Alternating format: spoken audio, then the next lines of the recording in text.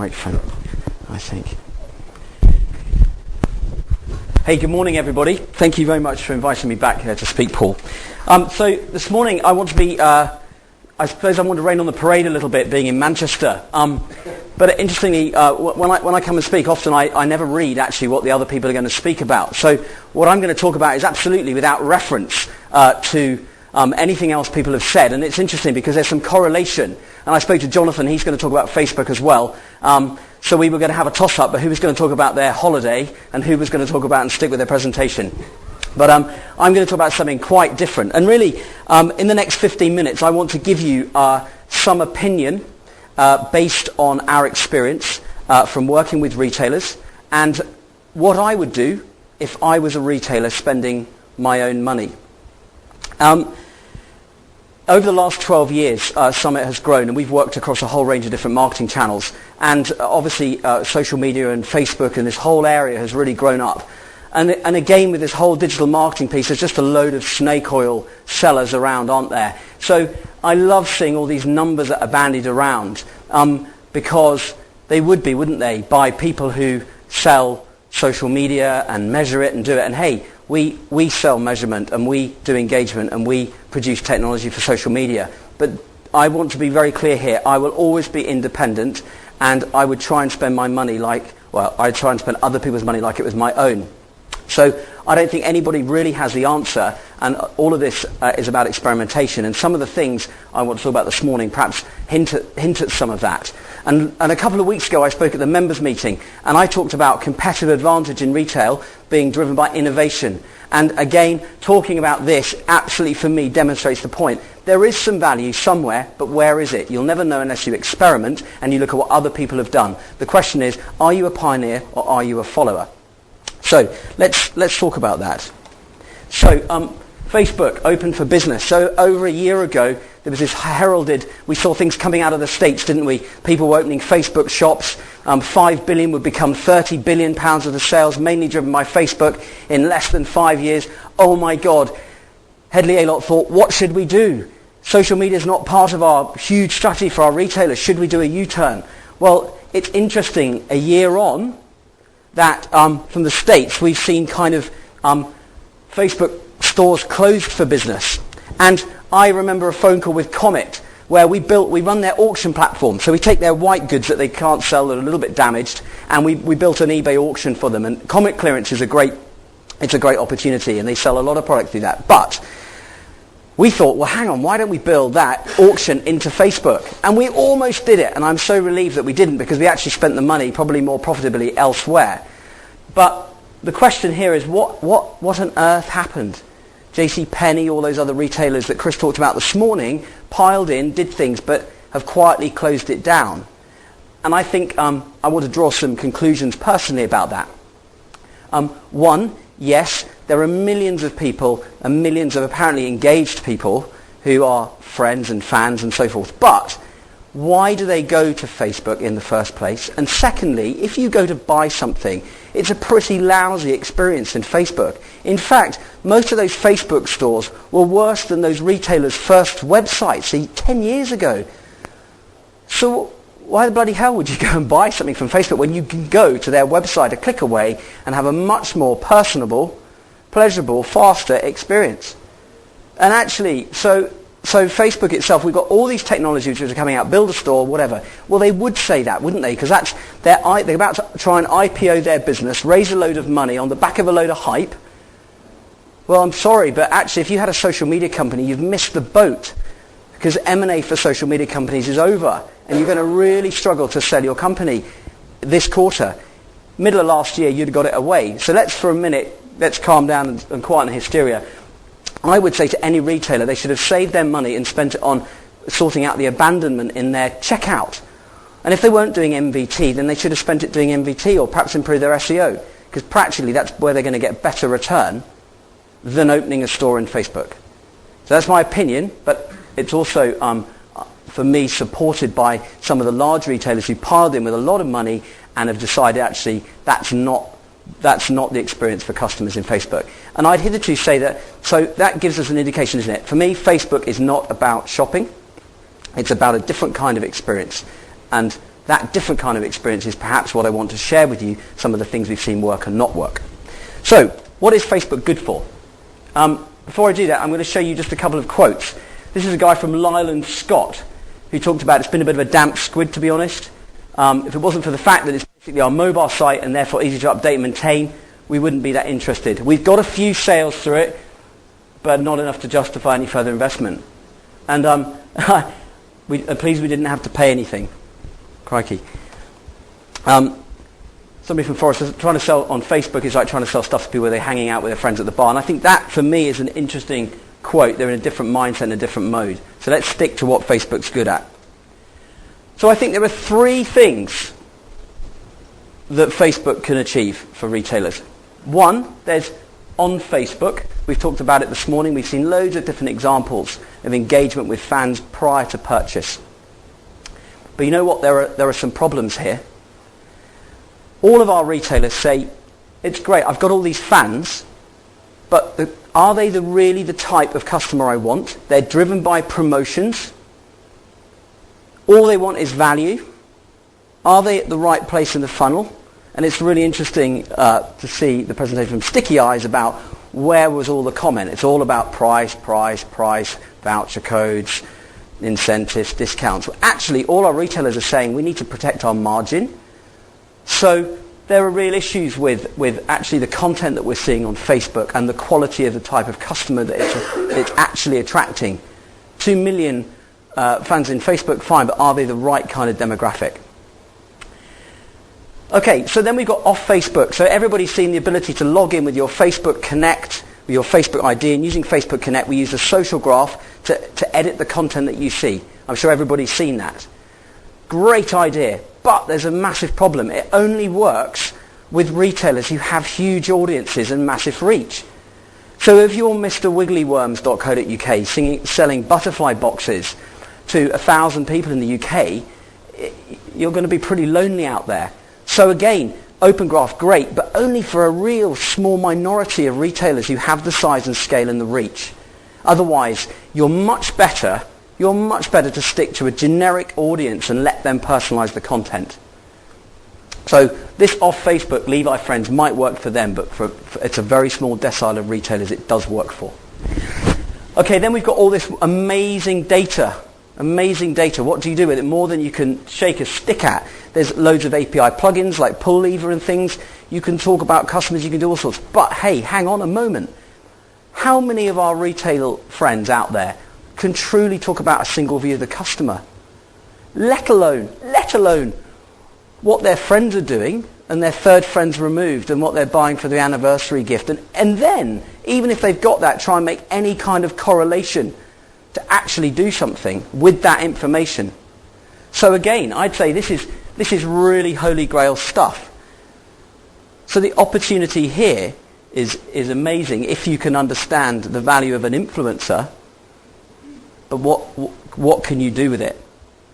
So practically I've got three areas that we generally see retailers using Facebook in, and three particular problems. Types of content and types of customer it attracts, not a big enough audience to use social graph unless you're anything other than the biggest retailer, and great data, but hell, what the hell can I do with it? And am I joined up enough internally? So, let's cut to the chase. For me, we can segment particular retailers actually who it's good for, and let me take you through them. One, big catalog retailers, direct retailers who are really good with data and insights and customer. These are the kinds of people who have got traction and scalability, who have at least half a chance at taking some of that great data, that customer insight data from Facebook, and appending it to the overall customer record. So wouldn't it be great for Argos to not only say these are our biggest spending customers, but to say these are our most influencing customers? Now I wonder how many retailers today can truly pull out a segment of their most influencing customers and can secondly come up with a strategy that they're adopting to leverage that. I think that's only currently the preserve of these guys. Then we've got products that get people's emotions going. Books, DVDs, films, pop music, So all of the kind of products where it's quite viral, people want to talk about it, that's absolutely perfect for Facebook and gets engagement going, and there's a reason to come back and talk. Then we've got here high value purchases. So things where people now look to the counsel of others who went before them to see, should I buy that? What was your opinion? So I'm talking about, we've seen it in cars and high value electronic items, high ticket items. People want the counsel of others.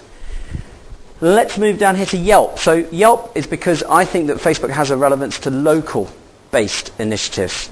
And again here, Yelp are using Facebook in a local way to bring people together in the local economy. And this is also going very much joined up with mobile, which we're talking about local search, local people buying and selling things. So there's another really good social aspect to it. And then the last thing, which again I've heard this morning, is this idea of flash sales, private sales, events. Again, anybody who's got time-limited offers and they need to get that out really fast, again, Facebook's perfect for them. So I would say to my retail clients, do you sit within this group? And if you do, there are specific things and tactics that you can use, but they're very specific to each one of those groups. And if I was writing a league table of who to and where to spend your money, if you didn't fit inside that group, there's other things I'd spend my money doing before Facebook. So I want to bring up some really good examples that I get excited about. One is eBay groups. So this is a really good example where eBay have leveraged their scale and size. So I talked about Open Graph being good for people with scale and size, but it doesn't get bigger than eBay. So again here you can take a friend, you can invite your friends, you can select some products, and then you can invite people to contribute to the gift. And when it reaches the total, then the person gets the gift from all the people. Now they've truly got size and scale to do this. But this is a really clever way of using the functionality within Facebook tied up with commerce. So it's not just an extension to the website. You can only buy for friends through this group gift. And I love the idea of somebody actually receiving a gift that came from 10 people. What a surprise, and how much more powerful. This is the best example of this I've seen anywhere on the web. And then M&S Father's Day store. So we talked about it's just about prices and promotions. Well, this isn't about prices and promotions.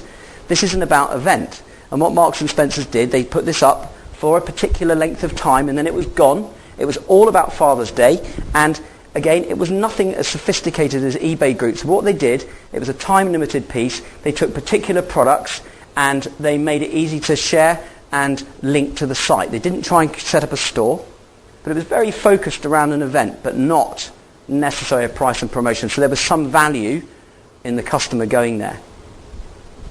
And I love the point. I love the point about the Ann Summers example that Chris gave earlier around using customers to give you opinion, to help them shape your business.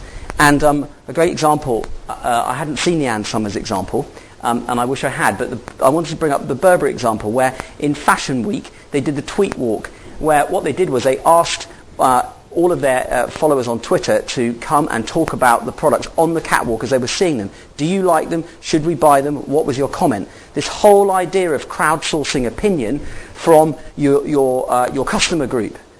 Now, let's go right back to retail. Retailers are dominated. They run because you have a commercial team in the middle making the decisions, buying and merchandising product. And yet, so often we have online teams that are sat on a different floor and completely disconnected from a commercial team.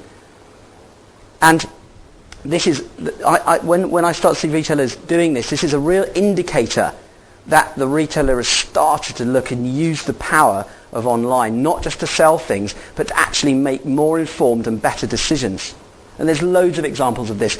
A couple of years ago we had Best Buy using something called IdeaX, and they didn't use Twitter, but they had a forum, and it allowed customers to go on and talk about their experience in store and say, can you turn the music off? Or would be great if you change the layout. Or I don't like those parking bays. Or can we have more mum and baby parking things? And you could vote on things that were most important. And based on that, they changed the whole format of Best Buy. So this is just an example, though, of using social media and Facebook to crowdsource customer opinion to shape how you sell and what you sell. Great example. And nothing to do with setting up a Facebook shop. So, I always like practical things. 9 a.m. tomorrow, I want to come back and give you some clear things that I would do if I was spending my money. One is to set some clear objectives. So is it about crowdsourcing opinion from customers about what to buy, or is it about doing promotions and special offers around events, or is it about collecting customer data? But let's have one or two clear objectives, but not say we want to do something in Facebook. What is that? It doesn't mean anything. What do you want to do with Facebook? Let's have a very clear objective. And I'm sorry, but the engagement, I love the numbers, and the rank, and that's interesting, absolutely. But commercially, what does that mean? I've seen that raise more questions in a boardroom than anything. Are they valuable? Are they not valuable? Are they the type of people we want? But, this raises questions. So what are the objectives here? Secondly, build a page that really provides value for the people who are coming. Not just a retweet of some promotions and products, but, there's got to be a better reason for coming to that page than just going to the website. And thirdly, again, integrate it. This came up before, but integrate it into the other activity that you're doing. We see it so often. There was a brilliant question I think Tony said about where should it sit in the organisation. Often if it gets in the wrong place in the first place, you haven't got even a chance of my number 2 or number 3, however you read that on there. So, again, this comes back to the objectives. Are we doing something about brand? Are we trying to engage with people? Are we trying to get some data from them? What are we trying to do? But make sure it's part of every activity and not a siloed thing that says, oh, that's the social media thing we do. And thirdly, or fourthly, experiment. Experiment and find out what works. Because those guys that set up those Facebook stores now know that they didn't work for them, but they're much further on for experimenting. And they do have a group of people who have stayed with them as well. And it's really interesting. We power, so we do all the social media monitoring for Argos, home retail group entirely. So we do something that's similar to Sticky Eyes, and we have a whole team. So we monitor all the brands and all the competitors, and we have done for over nearly 2 years. And we see an incredible change in behaviour and the number of mentions and people talking about those brands and their products. And now, as a result, and I talked about this at the last meeting, for example, Argos have their customer service team, and they are now an outbound team looking for people talking about things. So we've helped to use that shape their business. And that's probably the most important element of social media that they're doing in a direct response way. And secondly, for John Lewis, we have a social CMS, and so our Facebook CMS powers John Lewis's Facebook pages. And we've seen a whole variety of different experiments that they've done, which also align with stores. So they're looking at ways to bring the stores, people closer to the stores. Because it's very much, each store has its own local geography and its own local customer base. So I mentioned Yelp and the use of Facebook to bring local people together. So they're using it in that way. How many of you use those tokens when you go to Waitrose and you can pick 1 or 3? It's the dog home or the children's home. And again, they've got these tokens that you use in Facebook. So they've tried to mirror the offline experience, again, in Facebook. But you can only do that in Facebook. You can't do it on the website.